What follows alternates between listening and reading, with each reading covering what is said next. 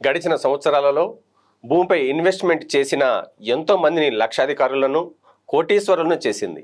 మన హైదరాబాద్ మహానగరంలో చుట్టుపక్కల భూమిపై పెట్టుబడి పెట్టి లాభపడ్డవారు ఎందరో. సంపదను సృష్టించడమే కాదు, దాన్ని పెంచి పోషించడం కూడా ముఖ్యమే. దానికి మార్గం భూమిపై పెట్టుబడే. ఆ పెట్టుబడులకు సురక్షితమైన మార్గం రియల్ ఎస్టేట్ మాత్రమే. భూమి మీద పెట్టుబడి పెట్టిన వాళ్ళు ఎవ్వరూ కూడా నష్టపోలేదు, పైగా కోటీశ్వరులయ్యారు. మీరు కూడా ఇలా సంపదను రెట్టింపు చేసుకోవాలనుకుంటే ఈ కథనం మీకోసమే.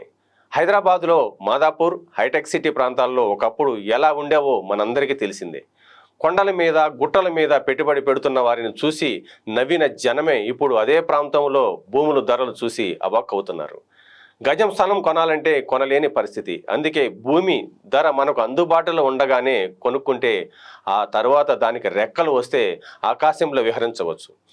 భూమి మీద పెట్టుబడి పెట్టాలంటే హైదరాబాద్ నుండి Bengaluru highway, Vijayawada highway, Mumbai highway, Warangal హైవేలకు ఇరువైపుల అనేక కంపెనీలు కొలువుదీరిన విషయం మనందరికీ తెలిసిందే.